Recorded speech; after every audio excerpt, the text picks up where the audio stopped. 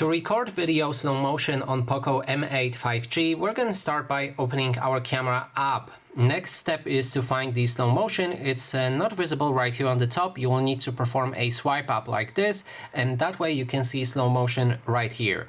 Open it and then change your FPS to either 240 or 120. I'm gonna go with 240. Then we need to grab our phone and make sure to record something that is moving. So in this case, I'm just gonna wiggle my hand in front of the camera. And then when our recording is done, we'll be able to preview it in the bottom left corner.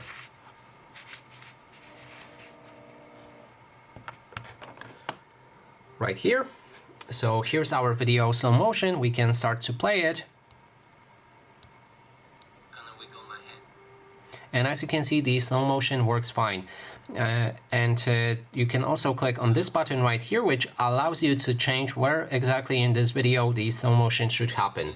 And that is basically everything. Thanks so much for watching, and if you liked this video, please consider subscribing.